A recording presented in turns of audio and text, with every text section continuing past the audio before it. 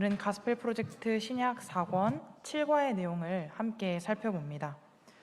오늘 말씀 가운데 예수님을 박해하던 사울이 만난 예수님을 우리가 만나고 그를 돕는 자를 보내주시는 하나님의 섭리를 발견하는 시간이 되시기를 소원합니다. 또한 예수님을 만난 자는 주님을 선포하며 살게 된다는 이 지극히 자연스럽고도 복된 이치를 발견하는 이 밤 되시기를 바랍니다. 우리는 예수님을 만나고 삶이 극적으로 변화된 이야기를 듣거나 경험하고는 합니다. 간증을 통해서나 설교 중에나 인생의 큰 변화를 맞이한 이야기를 종종 듣기도 합니다. 저도 예수님을 만나고 나서 참 많은 것이 달라졌습니다. 가치관이 바뀌었고, 생각하는 방식이 바뀌었고, 사람을 대하는 태도도 달라졌습니다. 자기 개발서만 읽었는데 저는 그 다음에는 성경이 재미있어졌고, 저와 직접적인 관련이 없는 사람에게는 전혀 관심이 없던 제가 공동체에 소외된 자들에게 눈길이 가는 마음이 생기기도 했습니다. 결론적으로 저는 예수님을 만나고 세계관이 바뀌었습니다. 인생에서 가장 의미 있는 변화는 하나님이 주신 목적을 성취하는 데에 점점 가까이 다가가게 되는 것입니다. 이 변화는 그리스도의 새로운 제자로 회심하는 것에서부터 시작됩니다. 우리는 자기 자신을 위해 더 나은 삶을 누리는 사람으로 변화하기 위해서 살지 않고 우리를 보내신 하나님께 보냄받은 신실한 그리스도의 제자답게 살아갑니다. 오늘 본문에서는 훗날 바울로 알려지게 될 사울이 다메섹 도상에서 하나님과 만나는 모습을 보게 될 것입니다. 정확히 말하면 바울은 보내시는 하나님과 만났고 그 후에 이 바리새인의 삶은 완전히 달라졌음을 볼 수 있습니다. 바울의 이야기는 하나님이 가장 완악한 마음조차 변화시킬 수 있다는 사실을 우리에게 상기시켜 주고 있습니다. 또한 하나님의 부름을 받은 이 회심한 전도자의 모습이 어떠한지를 우리가 발견하게 됩니다. 오늘 본문에서 우리가 첫 번째 주목해야 할 것은 예수님이 자신을 박해하던 사울을 만나주셨다는 사실입니다. 혹시 스데반의 순교 사건을 기억하시나요?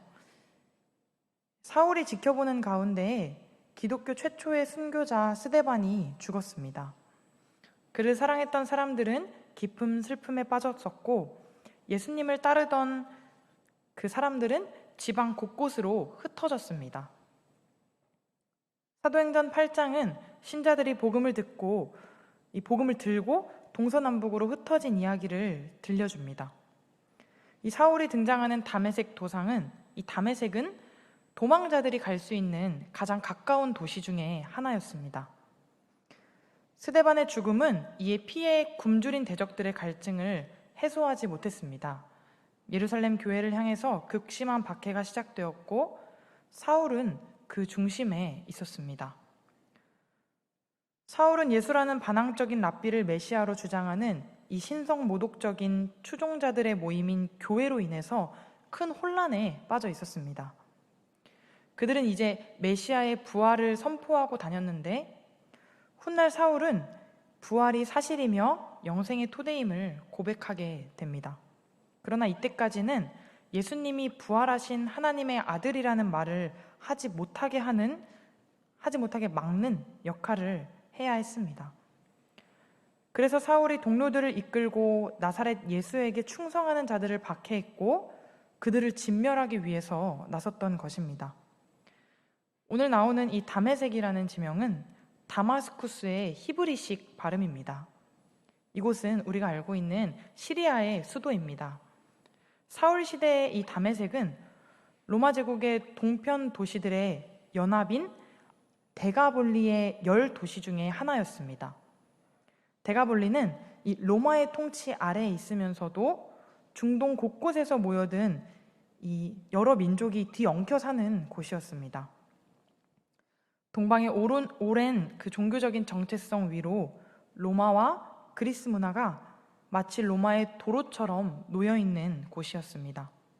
이 예루살렘과 다메섹 사이를 오가는 여행이나 무역이 엄청 많았어서 사울은 예수님의 제자들이 아마 그 근방으로 흩어졌겠구나 생각하고 그곳을 주시했을 것입니다. 이러한 이유로 사울은 분노의 화살을 예루살렘에서 다메섹으로 옮겼습니다. 사울이 다메섹에 닿을 무렵 사건이 일어났습니다. 그는 나사렛 예수를 메시아로 따르던 이 말썽꾼들을 붙잡아 없앨 계획을 세웠습니다. 오늘날 이런 일이 있었다면 마치 우리들을 잡으러 다녔을 것입니다. 그런데 그와 반대로 사울 자신의 마음이 붙잡히게 되고 만 것입니다. 예수님은 밝은 빛 가운데에서 질문을 던지심으로써 사울과 만나십니다. 사울아 사울아 네가 어찌하여 나를 박해하느냐? 사울은 이 음성을 듣고 혼란에 빠졌습니다. 그는 예수님을 만난 적이 없었기 때문에 그것이 예수님의 음성이라는 것을 알아차리지 못했습니다. 하지만 경건한 마음으로 귀 기울여야 할 하나님의 메시지인 것은 알았습니다. 사울은 하나님의 사자의 이 난처한 질문에 답하지 못하고 반문을 하고 있습니다. 주여 누구시니까? 예수님은 자신이 박해를 받고 있다고 말씀하셨는데 이는 사울이 예수님을 따르는 자들을 박해했기 때문입니다. 예수님을 따르는 자들을 박해했는데 예수님 당신을 박해했다고 하신 이유가 있습니다. 사울이 제자들에게 한 행동은 사실 예수 그리스도께 하는 것이기 때문입니다. 그리스도인들은 그리스도 안에 있기 때문입니다. 사울은 창피함을 느끼고 겸손해지기 시작했습니다. 그가 알고 있던 세상이 변화를 맞이하면서 우리가 아는 세상이 곧 시작되려는 참입니다. 6절 본문을 보겠습니다. 6절 본문에 너는 일어나 시내로 들어가라. 내가 행할 것을 내게 이를 자가 있느니라. 이게 아마 개역개정 번역본일 텐데 사울이 받은 이 대제사장의 진군 명령은 곧 지극히 크신 예수님의 명령으로 대체되었습니다. 이것이 간단한 명령으로 들릴지는 모르지만 말이 쉽지 행하기는 어려운 일이었습니다. 예수님이 이 말씀을 하셨을 때에 사울과 함께 있던 자들은 음성은 분명히 들리는데 모습은 보이지 않아서 정신이 아득해졌습니다. 그 순간에 사울의 눈이 멀게 됩니다. 누가는 사울이 눈은 떴지만 아무것도 보지 못하고 라고 묘사합니다. 이것은 마태복음 23장에서 예수님이 유대교 지도자들을 눈먼 인도자여, 눈먼 바리새인이여 라고 부르셨던 것을 암시합니다. 그는 사람들의 손에 의지해서 다메섹으로 갔습니다. 원래 의도했던 대로 유대교의 수호자로 간 것이 아니라 자기가 박해하려던 바로 그분의 말을 경청하기 위해서 겸손한 눈먼 자로 간 것입니다. 난생 처음으로 실패를 경험한 사울은 3일 동안 보지도 않고 먹지도 않고 마시지도 못했습니다. 어떤 사람들은 이 사울의 이야기가 예수님의 비종교적이며 적대적인 반대자들, 즉 우리가 생각할 때는 신이 없다고 말하는 무신론자나 회의론자와 부딪혀서 그들을 변화시키신 방법과 관련이 있다고만 생각할지도 모릅니다. 그러나 이때 일어난 일은 우리가 잘 아는 탕자의 비유가 주는 교훈과 비교할 수 있습니다. 이 비유가 주는 도전은 아버지를 거슬러 집을 떠나서 유산을 탕진했던 그 방황하는 둘째 아들을 위한 것만은 아닙니다. 집에 남아서 아버지를 위해 열심히 일함으로써 아버지의 사랑을 받을 자격이 있다고 믿었던 그 자기 의로 똘똘 뭉친 첫째 아들을 위한 것이기도 합니다. 사울도 자신이 하나님께 순종하고 있고 하나님을 기쁘시게 하고 있다고 믿어 의심치 않았으므로 마치 그 첫째 아들과 비슷한 모습입니다. 우리도 이와 같은 함정에 빠질 수 있음을 기억해야 합니다. 교회에 오래 속해 있다 보면 자신의 믿음 생활 방식이 그리스도의 방식과 똑같다고 확신하게 되는 경우가 있습니다. 예수님은 우리에게 얄팍한 종교적인 순종을 불러일으키기 위해서 우리를 찾아오신 것이 아닙니다. 예수님은 우리에게 당신이 누구이신지를 보여주심으로써 우리를 변화시키시고 참 순종으로 이끌어 주시는 분입니다. 예수님은 우리에게 참 순종이 참 자유라는 것을 알려주시는 분이시고 종교적이고 형식적인 것에 그치지 않고 복음 안에서 예수님 말씀 따라서 사는 것이 참 진리이고 자유라는 것을 우리에게 깨우쳐 주십니다. 예수님과 사울이 이렇게 부딪히는 장면은 예수님께서 거만하고 완악한 마음까지도 부드럽게 만드실 수 있는 분이라는 사실을 보여줍니다. 우리가 오늘 두 번째로 주목할 사실은 하나님이 이러한 사울에게 도울 자를 보내주셨다는 사실입니다. 하나님이 당신을 바로 그 사람이 되도록 이끌어 주십니다. 바로 그 사람이란 성령님의 능력과 임재를 통해서 두려움과 불안감을 이기고 용기를 내서 말해야 할 것을 말하고 모두가 마다하지만 꼭 해야만 하는 일을 하는 사람입니다. 오늘 본문에 나오는 아나니아처럼 말입니다. 주님의 말씀을 대하는 이 사울과 아나니아의 차이점을 오늘 본문에서 볼 수 있습니다. 사울은 주님이 누구이신지 알고 싶었고 아나니아는 주님을 어떻게 섬길 수 있을지 알고 싶었습니다. 하나님은 아나니아에게 한 가지 임무를 주시는데 그는 주여 내가 여기 있나이다 라고 분명하게 말했습니다. 이 한 가지 임무란 사울에게 예수님의 사역 명령을 전하는 것이었습니다. 다소 출신의 사울은 이 아나니아와 같은 사람을 잡아가지고 죽이는 박해자였습니다. 그런데 예수님이 그런 사람을 찾아가라고 하신 것입니다. 하나님은 사울이 직가라고 하는 거리에 있는 유다의 집에서 아나니아를 기다리고 있다고 말씀하셨습니다. 아나니아는 이 이해할 수 없는 하나님의 지시를 따르려고 노력했지만 그와 그의 친구들은 사울에 관해서 들어본 적이 있었기 때문에 사울과 교제할 생각이 없었습니다. 아나니아는 마치 주님, 사람을 잘못 찾으신 것 같습니다 라고 대답한 셈입니다. 예수님의 권위를 의심했다기보다는 왜 자신으로 하여금 이러한 위험에 뛰어들게 하시는지 이해하고 싶었던 것입니다. 하지만 예수님께서는 단호하게 가라라고 명하십니다. 아나니아는 믿음의 발걸음을 떼어서 그를 죽이려고 다메섹에 온 사람을 섬겨야 했습니다. 그래야 소임을 다하는 것이기 때문입니다. 우리에게도 하나님께서 가라라고 하실 때 갈 수 있는 믿음이 필요합니다. 나를 보고 그 사람에게 가면 갈 수가 없습니다. 그러나 우리는 사울의 모습이었던 나를 기억하면 그 사람에게 갈 수 있습니다. 나 같은 사람도 만나주시고 나 같은 사람에게 빛이요 진리요 생명이신 예수님을 만나게 하신 그 은혜를 생각하면 우리는 가라라고 하실 때 혹 오늘 사울처럼 그 사람이 나를 혹은 우리 교회를 힘들게 하고 박해하는 사람일지라도 우리는 걸음을 옮길 수 있게 됩니다. 하나님을 몰라서 방황하고 있을 때에 나를 위해 필요한 일을 보내셨던 하나님의 사랑을 기억하길 원합니다. 우리도 아나니아처럼 필요한 이에게 보내시는 하나님의 사랑의 통로가 되시길 소망합니다. 아나니아는 순종했고 열린 마음으로 원수가 될 수 있었던 사람을 형제로 삼습니다. 예수님의 복음에 눈을 뜬 사울은 성령 충만해졌고 예수님의 참 제자가 되었다는 표시로 세례를 받았습니다. 그리스도를 박해했던 자가 이제 그리스도의 제자가 되었습니다. 하나님이 교회 역사상 가장 위대한 선교자이자 신학자가 될 사울을 격려하기 위해서 사용하신 이 다메섹 출신 아나니아의 순종에 감사하면서 그 순종하는 충성된 종으로 세워지는 저와 여러분 되기를 소망합니다.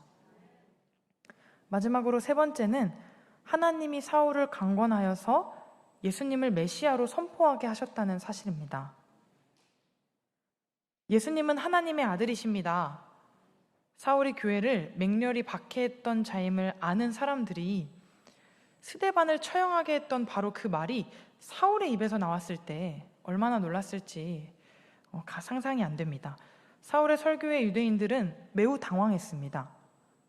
이 당황했다는 것은 그가 너무나도 명쾌하고 설득력 있게 말해서 청중이 어떻게 반박해야 할지 몰랐다는 뜻입니다. 사울은 하나님을 위해서 잘해보려고 노력하던 종교 지도자가 아니었습니다. 성령님의 임재와 능력에 힘입은 새 신자 사울이 자기 삶을 변화시켜 주신 예수 그리스도의 복음을 나눈 것이었습니다. 사울처럼 우리도 예수님을 만나서 복음으로 변화되어 하나님께 보냄을 받았습니다.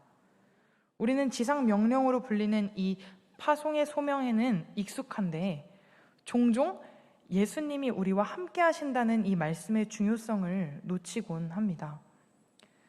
예수님은 그저 사람들을 주님의 제자로 삼기 위해서 우리를 보내시는 것이 아니라 우리와 함께 그들을 제자로 삼기 위해서 보내십니다.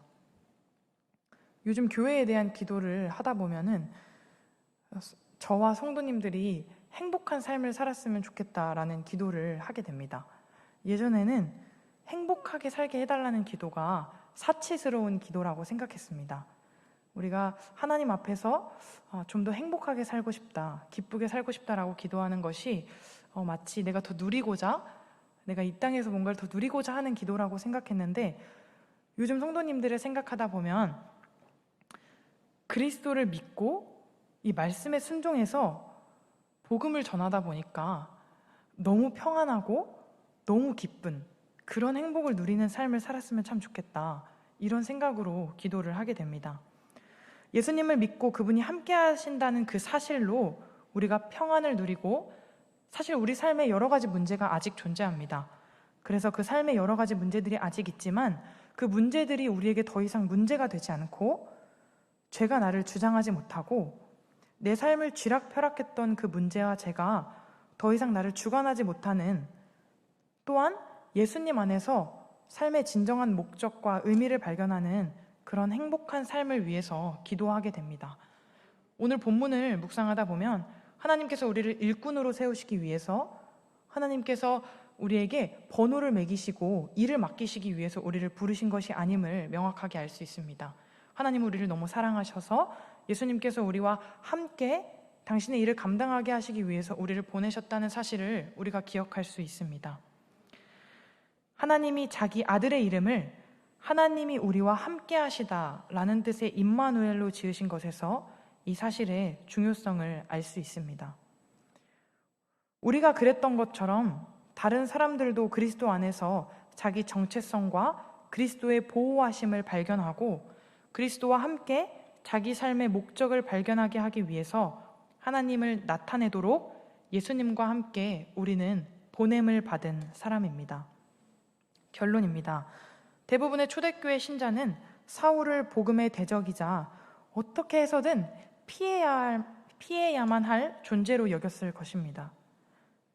그러나 하나님은 사울의 회심을 통해서 그들에게 매우 중요한 교훈을 주셨습니다. 우리에게도 마찬가지입니다. 하나님의 자비로우신 은혜를 받지 못할 사람은 아무도 없다는 것입니다. 예수 그리스도의 손길이 닿지 않는 사람은 아무도 없다는 사실입니다. 저를 구원해 주셨기 때문입니다. 오늘 본문을 묵상하고 설교를 준비하는데 이 수요 목양 예배가 저에게는 어느 예배 설교보다 늘 부담이 있지만 오늘은 어느 때보다 마음이 가벼운 것입니다. 그래서 왜 이럴까 기도를 하며 생각해 보았는데 오늘 주시는 메시지가 너무 간단하고 명확하기 때문입니다. 하나님께서 나를 구원해 주셨는데 그럼 당연히 쟤도 구원해 주시겠구나. 하나님께서 나 같은 사람을 위해서 그 사람을 보내주셨었는데 그럼 나도 그 사람을 위해서 가게 되겠구나. 이런 너무 명쾌한 진리가 이 메시지 안에 담겨 있다는 사실입니다. 하나님의 구원의 능력은 한계가 없으시고 사울처럼 예수 그리스도를 가장 공격적으로 박해했던 사람에게까지 그 은혜가 미칠 수 있습니다. 이 은혜의 소식에 위로를 얻고 아나니아처럼 순종의 발걸음을 한 걸음 더 내딛는 저와 여러분 되시길 소망합니다. 복음이 사울을 변화시켰다면 누구나 변화될 수 있다는 사실을 기억하는 저와 여러분 되시기를 소원합니다.